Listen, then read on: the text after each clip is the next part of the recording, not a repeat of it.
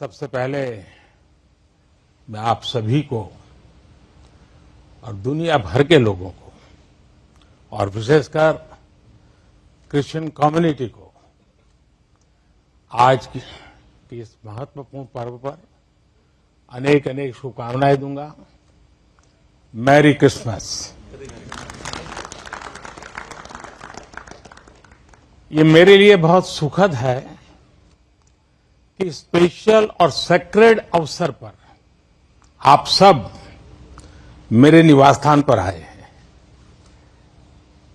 जब Indian minority foundation ने ये प्रस्ताव रखा था कि हम सब मिलकर क्रिसमस मनाए, मैंने कहा क्यों न मेरे यहां मनाए, और उसी में से ये कार्यक्रम बन गया। तो मेरे लिए बहुत खुशी का अवसर है। अनिल जी ने मुझे बहुत मदद की, मैं उनका विशेष रूप से आभारी हूं। इस पहल के लिए मैं माइनॉरिटी फाउंडेशन का भी बहुत आभारी हूं। क्रिश्चियन कम्युनिटी के साथ तो मेरा संबंध कोई नया नहीं है, बहुत पुराना बड़ा आत्मीय नाता रहा है और बड़े वार्म रिलेशंस रहे हैं। गुजरात का सीएम रहने के दौरान मैं ईसाई समुदाय और उनके लीडर्स के साथ अक्सर मेरा मिलना जुलना रहता था, और मैं मणिनगर जहां से चुनाव लड़ता था वहां बहुत बड़ी मात्रा में आबादी भी है और इसके कारण मेरा स्वाभाविक नाता रहता था। कुछ ही वर्ष पहले मुझे द होली पोप से मिलने का भी सौभाग्य मिला था। वो वाकई मेरे लिए बहुत ही यादगार पल था। हमने इस धरती को बेहतर जगह बनाने के लिए social harmony, global brotherhood, climate change और इंक्लूसिव डेवलपमेंट ऐसे कई विषयों पर और लंबे समय तक बैठ करके बातें की थी। फ्रेंड्स, क्रिसमस वो दिन है जब हम जीसस क्राइस्ट के जन्म को सेलिब्रेट करते हैं। ये उनकी लाइफ मैसेज और वैल्यूज को भी याद करने का अवसर है। जीसस ने करुणा और सेवा के मूल्यों को जिया है। उन्होंने एक ऐसा समाज बनाने के लिए काम किया जिसमें सबके लिए न्याय हो और जो समाज समावेशी हो, इंक्लूसिव हो। हमारे देश की विकास यात्रा में यही मूल्य एक गाइडिंग लाइट की तरह हमें रास्ता दिखा रहे हैं। साथियों, समाज जीवन की अलग अलग धाराओं में हम ऐसे कई समान मूल्य दिखते हैं जो हम सबको एकजुट करते हैं। उदाहरण के लिए, पवित्र बाइबल में कहा गया है कि ईश्वर ने हमें जो भी उपहार दिया है, जो भी सामर्थ्य दिया है, उसका उपयोग हम दूसरों की सेवा के लिए करें। और यही तो सेवा परमो धर्म है। द होली बाइबल में सत्य को बहुत महत्व दिया गया है और कहा गया है कि सत्य ही हमें मुक्ति का मार्ग दिखाएगा। और संयोग देखिए, सभी पवित्र उपनिषदों ने भी अल्टीमेट ट्रूथ को जानने पर फोकस किया है ताकि हम स्वयं को मुक्त कर सकें। हम अपने साझा मूल्यों और हमारी साझी विरासत पर फोकस करके एक साथ आगे बढ़ सकते हैं। 21वीं सदी के आधुनिक भारत के लिए ये सहयोग, ये सामंजस्य, सबका प्रयास की ये भावना भारत को नई ऊंचाई पर ले जाएगी। साथियों, द होली पोप ने अपने एक क्रिसमस एड्रेस में ईसा मसीह से प्रार्थना की थी कि जो लोग गरीबी खत्म करने में जुटे हैं उन्हें उनका आशीर्वाद मिले। वो मानते हैं कि गरीबी व्यक्ति की गरिमा को चोट पहुंचाती है। द होली पोप के इन शब्दों में उसी भावना की झलक है जो विकास के लिए हमारे मंत्र में है। हमारा मंत्र है सबका साथ, सबका विश्वास, सबका विकास, सबका प्रयास। सरकार के तौर पर हम ये सुनिश्चित कर रहे हैं कि विकास का फायदा हर किसी तक पहुंचे और कोई इससे अछूता न रहे। ईसाई समुदाय के कई लोगों तक, विशेषकर गरीबों और वंचितों तक भी आज देश में हो रहे विकास का लाभ पहुंच रहा है। मुझे याद है जब हमने फिशरीज के लिए अलग मंत्रालय का गठन किया तो ईसाई समुदाय के बहुत सारे मछुआरे भाई बहन हमारे इस कदम की सार्वजनिक रूप से सराहना करें, मेरा भी सम्मान किया, मुझे बहुत अभिनंदन किया।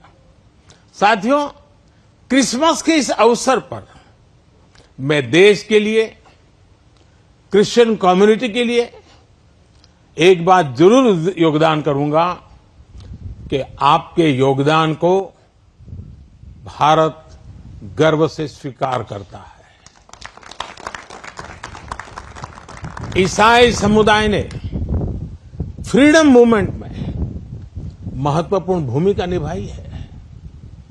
फ्रीडम स्ट्रगल में क्रिश्चियन कम्युनिटी के कई थिंकर्स और लीडर शामिल थे। गांधी जी ने स्वयं बताया था कि नॉन कोऑपरेशन मूवमेंट की परिकल्पना सेंट स्टीफेंस कॉलेज के प्रिंसिपल सुशील कुमार रुद्र की छत्रछाया में रची गई थी। साथियों, ईसाई समुदाय ने समाज को दिशा देने में निरंतर महत्वपूर्ण भूमिका निभाई है। समाज सेवा में क्रिश्चियन कम्युनिटी बढ़ चढ़कर हिस्सा लेती है और आपकी कम्युनिटी गरीबों और वंचितों की सेवा के लिए हमेशा आगे रहती है। एजुकेशन और हेल्थ केयर जैसे महत्वपूर्ण क्षेत्र में आज भी पूरे भारत में ईसाई समुदाय के संस्थान बहुत बड़ा योगदान दे रहे हैं। फ्रेंड्स, 2047 तक विकसित भारत बनाने का जो लक्ष्य है, इस लक्ष्य के साथ हम अपनी विकास यात्रा को तेज गति से आगे बढ़ा रहे हैं, लगातार कोशिश कर रहे हैं। इस विकास यात्रा में हमारे सबसे महत्वपूर्ण साथी अगर कोई हैं तो वो हमारे युवा है। निरंतर विकास के लिए ये बहुत आवश्यक है कि हमारे युवा फिजिकली, मेंटली और इमोशनली फिट और हेल्दी रहें। इस उद्देश्य से चलाए जा रहे कई अभियान जैसे फिट इंडिया, मिलेट्स का उपयोग, न्यूट्रिशन पर फोकस, मेंटल हेल्थ के प्रति जागरूकता और ड्रग्स के खिलाफ अभियान जन आंदोलन बन चुके हैं। मैं क्रिश्चियन कम्युनिटी के लीडर से, विशेषकर जो एजुकेशन और हेल्थ केयर इंस्टीट्यूशन से जुड़े हैं, उनसे आग्रह करूंगा कि वो इन विषयों के प्रति लोगों को और जागरूक बनाएं। साथियों, क्रिसमस पर गिफ्ट्स उपहार देने की परंपरा है। मुझे भी बहुत ही पवित्र तोहफा मिला अभी और इसलिए इस अवसर पर हम ये विचार करें कि कैसे हम आने वाली पीढ़ियों को एक बेटर प्लेनेट का उपहार दे सकते हैं। सस्टेनेबिलिटी आज के समय की जरूरत है।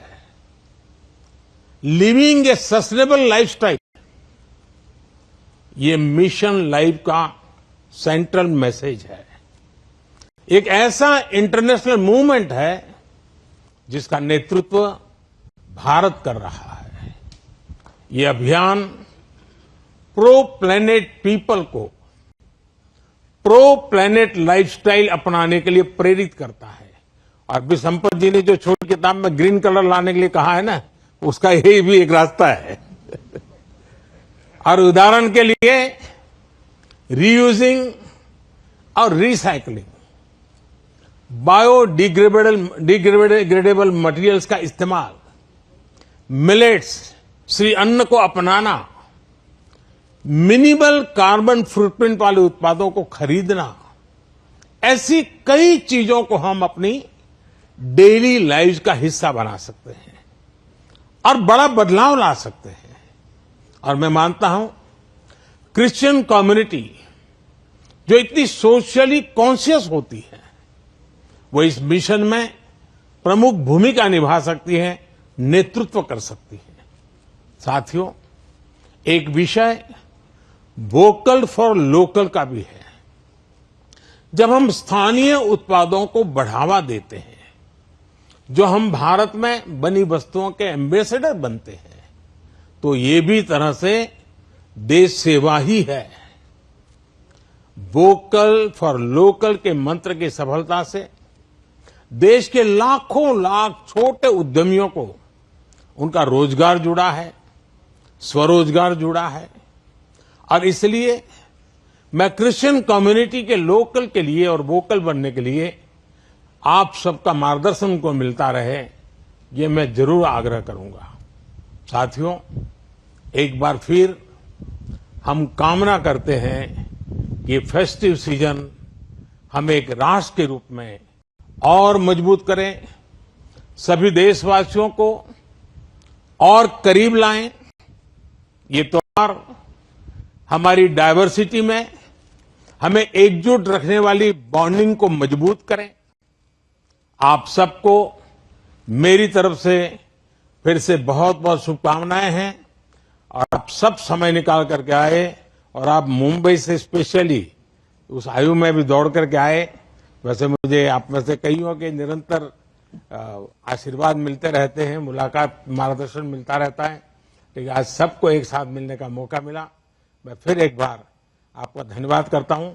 मैं इन बच्चों का विशेष रूप से आभार व्यक्त करता हूं कि उन्होंने आज के हमारे इस पर्व को अपने स्वर से, अपनी भावनाओं से और मजबूत बनाया है।